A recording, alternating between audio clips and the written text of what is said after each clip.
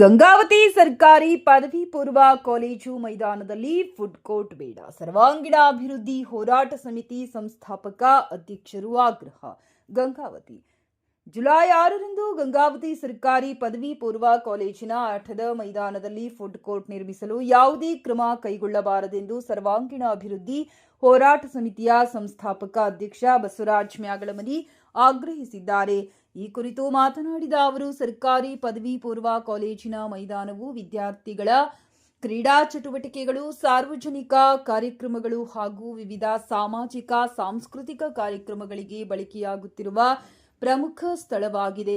ಇಂತಹ ಮೈದಾನದಲ್ಲಿ food court ನಿರ್ಮಿಸಿದರೆ ವಿದ್ಯಾರ್ಥಿಗಳಿಗೆ ಆಟದ ಮೈದಾನದ ಕೊರತೆ ಉಂಟಾಗಲಿದ್ದು ಶಿಕ್ಷಣ ಹಾಗೂ ಕ್ರೀಡಾ ಚಟುವಟಿಕೆಗಳಿಗೆ ತೊಂದರೆಯಾಗಲಿದೆ ಎಂದು ಆತಂಕ ವ್ಯಕ್ತಪಡಿಸಿದರು. ಸಾರ್ವಜನಿಕ ಆಸ್ತಿಯನ್ನ ಸಂರಕ್ಷಿಸುವುದು ಸರ್ಕಾರ ಮತ್ತು ಸಂಬಂಧಪಟ್ಟ ಇಲಾಖೆಗಳ ಜವಾಬ್ದಾರಿಯಾಗಿದೆ. ಆದ್ದರಿಂದ ಕಾಲೇಜು ಮೈದಾನವನ್ನು ಉಳಿಸಿ ಫುಡ್ ಕೋರ್ಟ್ ನಿರ್ಮಾಣದ ಯೋಜನೆಯನ್ನ ಕೈಬಿಡಬೇಕು.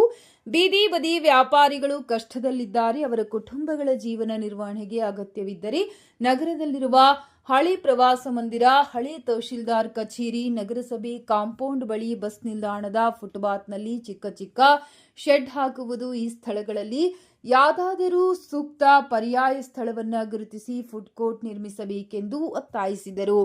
ಈ ಕುರಿತು ಜಿಲ್ಲಾಡಳಿತ, ಶಿಕ್ಷಣ ಇಲಾಖೆ ಹಾಗೂ ನಗರಸಭೆಯ ಅಧಿಕಾರಿಗಳು ವಿದ್ಯಾರ್ಥಿಗಳು ಮತ್ತು ಸಾರ್ವಜನಿಕರ ಹಿತಾಸಕ್ತಿಯನ್ನ ಗಮನದಲ್ಲಿಟ್ಟುಕೊಂಡು ಸೂಕ್ತ ನಿರ್ಧಾರ ಕೈಗೊಳ್ಳಬೇಕೆಂದು ಸರ್ವಾಂಗೀಣ ಅಭಿವೃದ್ಧಿ ಹೋರಾಟ ಸಮಿತಿಯ ಸಂಸ್ಥಾಪಕ ಅಧ್ಯಕ್ಷ ಬಸವರಾಜ ಮ್ಯಾಗಳಮನಿ ಹಾಗೂ ಜಡಿಯಪ್ಪ ಹಂಚಿನಾಳ ತಾಲೂಕು ಅಧ್ಯಕ್ಷರು ಆರ್ ರಾಮಣ್ಣ, ರುದ್ರಾಕ್ಷಿ, ಮಂಜುನಾಥ್, ಚನ್ನದಾಸರ್, ಪಂಪಾಪತಿ ಹೊಸಳ್ಳಿ ಹಾಗೂ ಸದಸ್ಯರು ಒತ್ತಾಯಿಸಿದ್ದಾರೆ.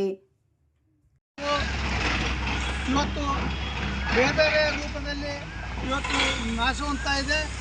ಏನು ಯುವಜನ ಸೇವಾ ಕ್ರೀಡಾ ಇಲಾಖೆ, ಹೋಮ್ಗಾರ್ಡು ಜೊತೆಗೆ ಬಯಲು ರಂಗಮಂದಿರ ಇರ್ತಕ್ಕಂಥ ಹಳೆಯ ಶಿಥಿಲ ಕಟ್ಟಡವನ್ನು ಕೆಲಸಗೊಳಿಸಿದ್ದಾರೆ ನಗರಸಭೆ ಅಧಿಕಾರಿಗಳು. ಯಾವುದೇ ರೀತಿಯ ಕ್ರಿಯೆ ಮಾಡದೆ ನಿರ್ವಹಣೆ ಮಾಡ್ತಾರೆ. ಕಲ್ಲು ಮತ್ತು ಮಣ್ಣು ಇತರ ಸಾಮಗ್ರಿಗಳು ಕೂಡ ಬೇರೆಯವರ ಪಾಲಾಗಿದೆ. ಟೆಂಡರು ಕೂಡ ಕರೆದಿಲ್ಲ. ಇಲ್ಲಿ ನಿರ್ಲಕ್ಷ್ಯ ವಹಿಸಿದ್ದಾರೆ. ಜೊತೆಗೆ ಈ ಒಂದು ಮೈದಾನ ಈ ಹಿಂದೆ ಶಿವರಾಮೇಗೌಡರು MP ಆಗೋದವಾಗಿ ಇಲ್ಲಿ ಕುಡುಕರ ಹಾವಳಿ ಜಾಸ್ತಿ ಆಗಿತ್ತು. ಈ ಮೈದಾನದಲ್ಲಿ ಎಲ್ಲಿ ಬೇಕಾಗಿ ಬಾಟಲಿಗಳು ಬೇಕಾಯಿತು. ಆದರೆ ಏನು ಮಾಜಿ ಸಂಸದರಾದಂಥ ಶಿವರಾಮೇಗೌಡರು ಒಂದು ವಾಕಿಂಗ್ ಟ್ರ್ಯಾಕ್ ಮಾಡಿ ಒಂದು ವಿದ್ಯುತ್ ಭವನ ಅಳವಡಿಸಿ ಉತ್ತಮವಾಗಿ ಇದನ್ನು ಮೇಂಟೈನ್ ಮಾಡಿದ್ದಾರೆ, ಅಚ್ಚುಕಟ್ಟಾಗಿ ಮಾಡಿದ್ದಾರೆ.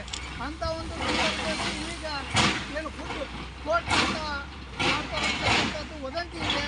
ಇಲ್ಲಿ ನಗರಸಭೆ ಅಧಿಕಾರಿಗಳು ಯಾವುದೇ ರೀತಿಯಿಂದ ಕೋರ್ಟ್ ಮಾಡಬಾರ್ದು ಅಂತಕ್ಕಂಥದ್ದು ನಮ್ಮ ಸರ್ವಾಂಗೀಣ ಅಭಿವೃದ್ಧಿ ಹೋರಾಟ ಸಮಿತಿ ಒತ್ತಾಯ ಮಾಡ್ತಾ ಇದ್ದೀವಿ.